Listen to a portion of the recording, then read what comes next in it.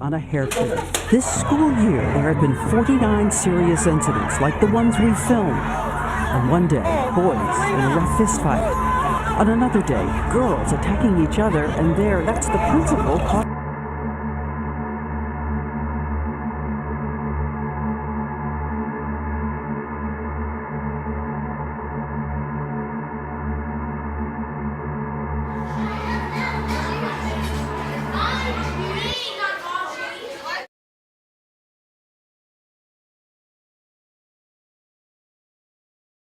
Schools-to-prison pipeline, a nationwide epidemic that is plaguing our schools and devastating part of reality for far too many students.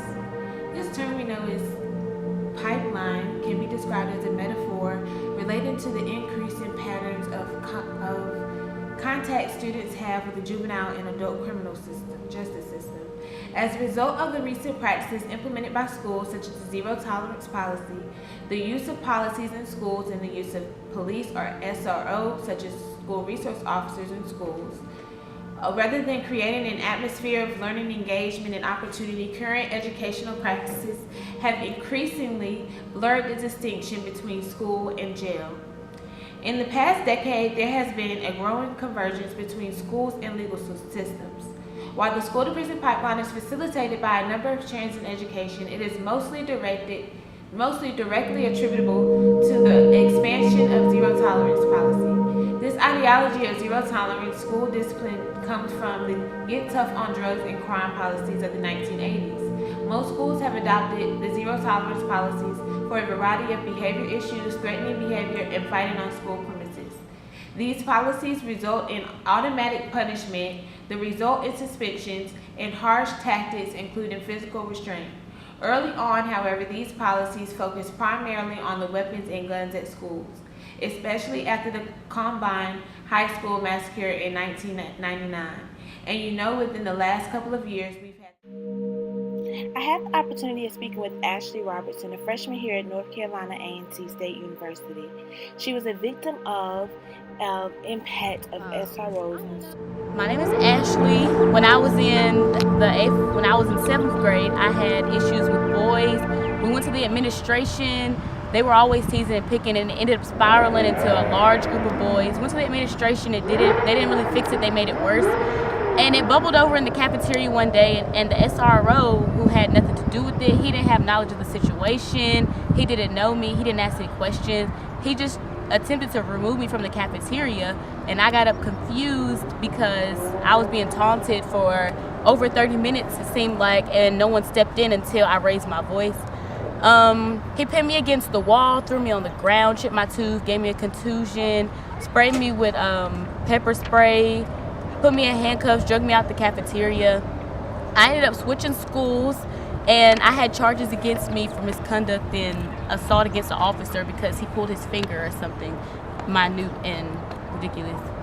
And I transferred schools my 8th grade year, and it really turned me off to the school system, for one, because I had been begging to be removed from that class since the middle of the first semester, and they said it wasn't possible. And as soon as I was in the office and my eyes were swollen from the pepper spray and I could barely breathe, they were telling me that they could switch me over if we kept this all under wraps. I was disgusted, and after that's when my depression and anxiety really set in. I used to call it just minding my business, but I was really isolating myself from a lot of people. I cried a lot by myself. I didn't really feel comfortable around men, around boys. I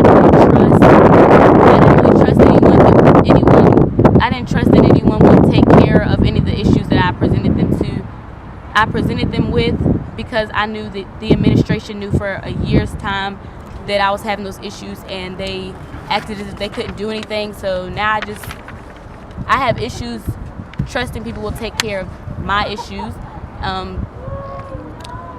Did you see like things black kids would get charged and in trouble for, white kids didn't get? Oh, definitely. So the SROs, they would just patrol the hallways, and a lot of the boys who seemed a little bit more hyper, a little bit more aggressive, most of the time they turned out to be black students. But when the white students would project the same type of behavior. They didn't get half the type of discipline. I know one kid who was just sitting in handcuffs for a while. He didn't have the same type of experience that I did, but he was just sitting in handcuffs in class for a while because he was standing up and blurting out. A lot of times, this was back in 7th grade, before a lot of these cases got public. A lot of times they were more physical than necessary, and when I transferred schools to a more problematic public school, I saw a lot more of that. Okay, do you think children should ever be arrested at school? Absolutely or does anything not. students do in school warrant arrest? Absolutely not.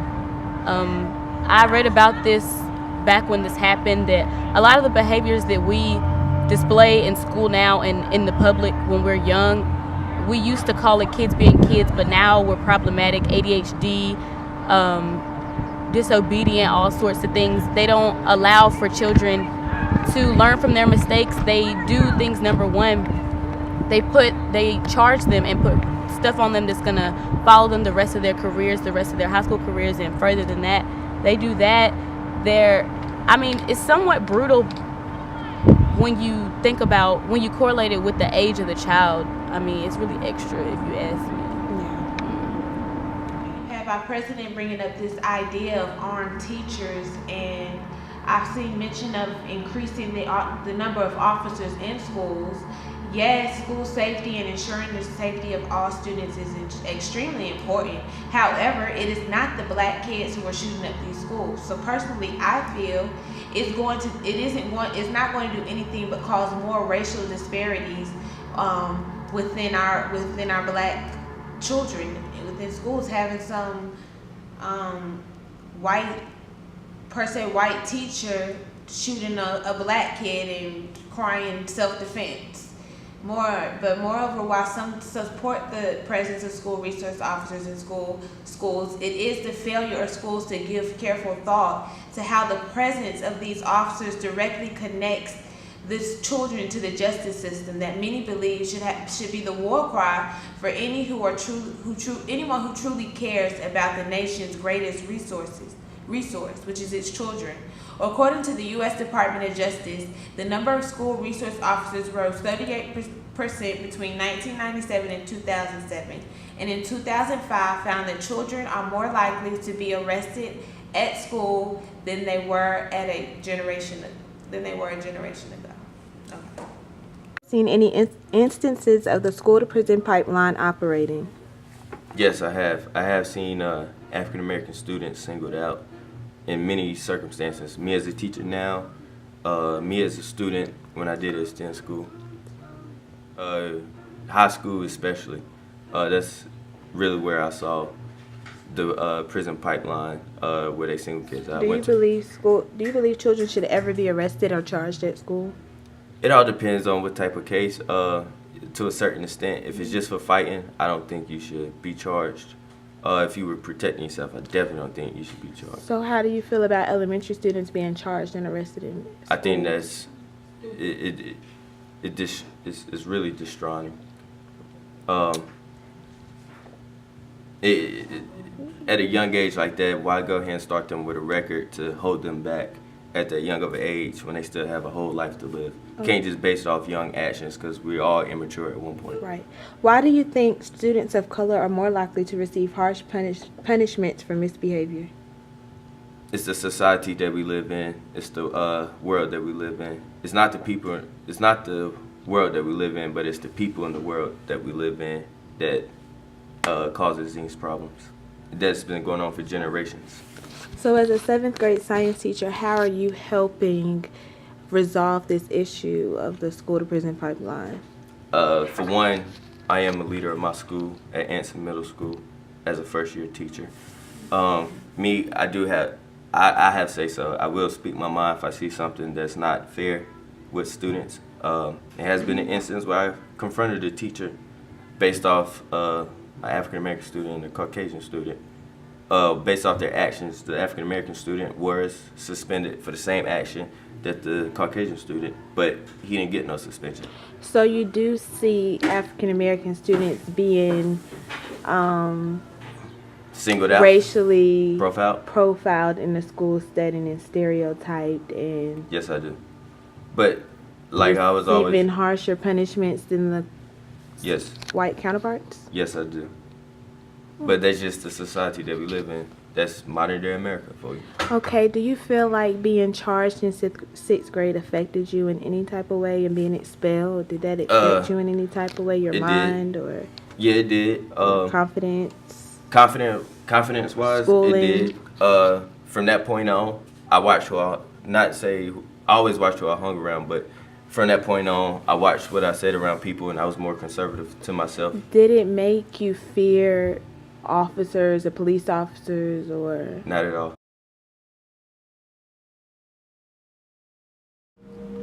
I was a child, not a criminal. I was a child, not a criminal. I was a child, not a criminal.